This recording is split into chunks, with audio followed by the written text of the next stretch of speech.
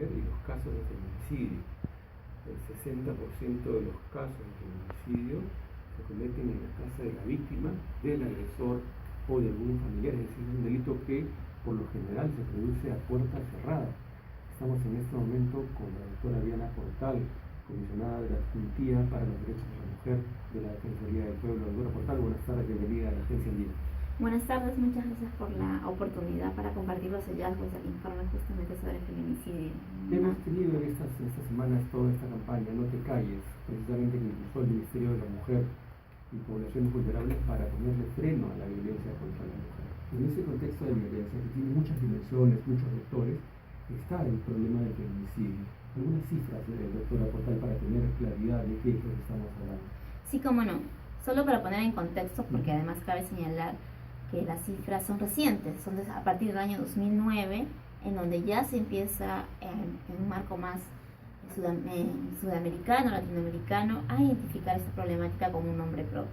Entre el año 2009 y 2015 se reportaron 795 mujeres víctimas de feminicidio según el Observatorio de Criminalidad del Ministerio Público. Y solo entre los años 2012 y 2015, donde ya existe un nuevo tipo penal que sanciona el feminicidio en nuestro país, se han reportado 356 casos de feminicidio. Estamos hablando además que más o menos anualmente las cifras de feminicidio bordean la centena de mujeres que mueren justamente por el hecho de ser mujeres a manos de sus parejas.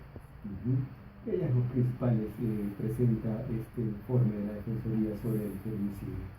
Cabe señalar que este informe se centra en 50 expedientes de feminicidio provenientes de 21 cortes superiores, es decir, es una muestra muy representativa a nivel nacional. Uno de los principales hallazgos es vincular la violencia que se da en hechos de feminicidio o tentativa de feminicidio con contextos previos de violencia. Es decir, el feminicidio no es un hecho aislado, se enmarca más bien un contexto de violencia continua en relación de pareja contra las mujeres, sean estas convivientes, cónyuges o incluso enamorados o exenamorados. En ese sentido, es importante remarcar que las víctimas de tentativa de feminicidio o feminicidio no es la primera vez que denuncian, ¿no?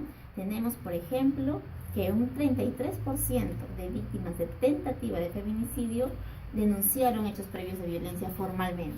Fueron a la policía, el caso pasó al Ministerio Público y ha habido ya un proceso de denuncia previa de violencia familiar. Y no solo eso, sino cuando indagamos en los expedientes por referencia de testigos, sea su mamá, su papá, amigos directos, familiares directos, esta cifra asciende a 57%, es decir, 57% de referencias de hechos de violencia previa.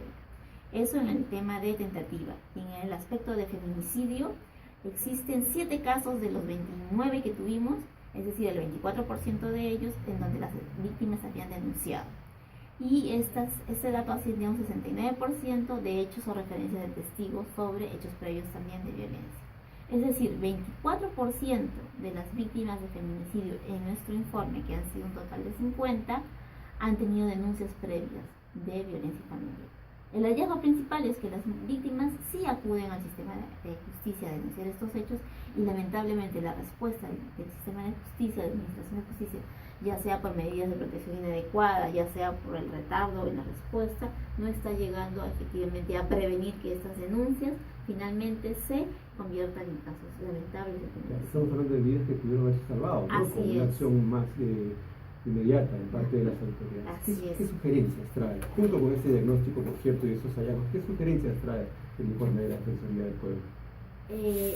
Ciertamente hemos tenido recomendaciones a diferentes sectores vinculados con el tema. Solo para precisar además, otro dato importante es que en procesos de tentativa de feminicidio detectamos en este informe que en 81% de estos procesos de tentativa, es decir, donde la víctima todavía está viva, los y las fiscales no emitieron medidas de protección. Entonces, ¿qué estamos recomendando? En el contexto mismo del Ministerio Público, especialización, es decir, capacitación por parte de este ente en cuanto a las y los fiscales para evaluar el contexto de riesgo y la situación de vulnerabilidad en que se encuentran las víctimas y coordinar con la policía para emitir las mejores medidas de protección para estos casos. Por un lado, eso. Y además también acompañado a ello que ya existe un sistema de evaluación de las resoluciones fiscales para estos casos, para detectar aquellos casos en donde la respuesta no está siendo adecuada ni acorde al caso que se está evaluando. Por otro lado, al Ministerio de la Mujer también hemos detectado algunos problemas en la defensa misma de los centros de emergencia de mujer que asumen estos casos.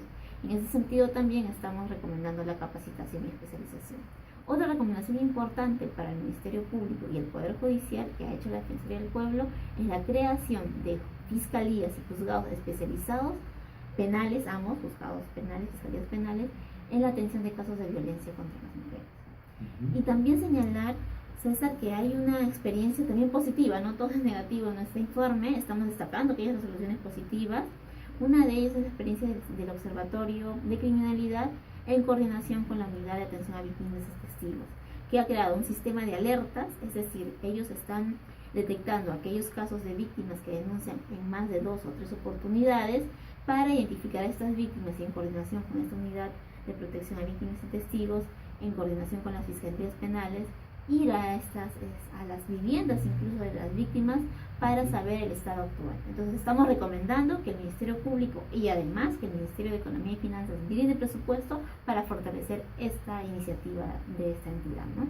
¿Cuáles son las sanciones para el intento de feminicidio y para el feminicidio con la consideración o la sanidad de integralidad de la sanción penal?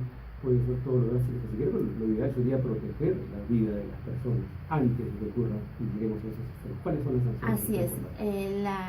La pena de feminicidio, la pena que está actualmente en nuestro Código Penal va de 15 a 35 años, dependiendo de cada caso, pero la pena mínima es 15 años. Como tú bien dices, lo ideal es sancionar adecuadamente y en ese sentido nuestro informe se centra en analizar expedientes, pero también hemos identificado políticas públicas de prevención. La sanción es de 15 a 35 años, hemos identificado serios obstáculos en el acceso a justicia, en el procesamiento mismo, ¿no? Por ejemplo, uno de los datos del proceso mismo penal es que no se establece ni dispone la reconstrucción de los hechos ni la inspección ocular, que pueden brindar mayores elementos para la prueba. O en cuanto a sanciones, hay dos figuras procesales que son la conclusión anticipada y la terminación anticipada, que hacen que estas penas, que son altas, de 35 años, finalmente se reduzcan entre 10 y más años a la pena concreta que se aplica. Yo creo ahí, César, que tenemos dos ejes, digamos. Uno, la prevención, que es fundamental, es decir, existe ya la sanción para el tema de feminicidio, pero ¿qué hacemos con las tentativas, con aquellas mujeres que por diversas circunstancias no terminan siendo estas estadísticas lamentables de feminicidio y están vivas? Entonces tenemos que tener políticas públicas de prevención, atención y protección para estas mujeres. Y por otro lado, ¿qué está pasando con las normas aplicables? ¿Están aplicando adecuadamente? ¿Se están usando figuras procesales que finalmente esta sanción alta no se está aplicando? Respetando obviamente el debido proceso y el derecho también de los imputados de la defensa y todo ello, pero también cómo se está aplicando estas normas. Entonces, de un lado tenemos la prevención en cuanto a políticas públicas y de otro lado el sistema mismo de justicia, cómo está respondiendo en estos casos, ¿no? Que van de la mano. Una de las cosas que venimos escuchando en diversos contextos es que una norma no cambia la realidad, completamente de acuerdo. El aspecto de penalizar el feminicidio no va a cambiar la realidad justamente si el Estado no tiene una estrategia de respuesta que vincule no solo la respuesta penal, sino también políticas públicas, como tú bien señalas, de prevención, ¿no? Ahora, en el caso de que una persona sea testigo, sepa de un caso de violencia familiar que puede en el tiempo desembocar en un intento de feminicidio, ¿qué debe hacer? Me pongo en el caso de gente que sabe que un familiar está en situaciones como esta, o un vecino, ¿qué debe hacer? Con la norma que acompaña a los casos de violencia familiar, es cualquier persona que tome conocimiento de un hecho de violencia familiar puede denunciar. Esa es una opción. Otra opción también, y es importante crear redes de solidaridad, de ayuda a las víctimas de feminicidio, es ponernos en contacto con esta víctima, referir en líneas de atención gratuita. Por ejemplo, una línea de actuación gratuita muy importante en el tema de violencia contra la mujer es la línea 100 del Ministerio de la Mujer y Poblaciones Vulnerables. Los centros de emergencia de mujer son servicios gratuitos de asesoría y atención para procesar estos casos, ¿no? Entonces, en ese sentido es muy importante compartir información. La información, muchas de las víctimas no saben a dónde acudir, tienen mucha desconfianza. Entonces, un espacio ofrecido desde el Estado, y no solo los centros de emergencia de mujer, también los centros de defensa pública del Ministerio de Justicia, que están también a nivel descentralizado ambos servicios, pueden ofrecer la orientación necesaria para que las mujeres afectadas puedan saber qué camino tomar, a dónde acudir para denunciar estos hechos. Bien, doctora Portal, muchas gracias por compartir con los oyentes de Mira esta información tan importante frente a un problema además que tiene tantas dimensiones y tantas implicancias, tantas consecuencias gravísimas, no solamente para la víctima, que es el daño mayor, también para las familias, también para muchos niños que quedan huérfanos por situaciones como esta. Muchísimas gracias por la oportunidad y siempre reiterando el compromiso de la Defensoría del Pueblo para actuar cuando este tipo de casos también se dan, para vigilar que los servicios públicos que están alrededor de estos casos sean adecuadamente blindados, ¿no? Y muchísimas gracias por la oportunidad. Bien, amigos, hemos conversado con la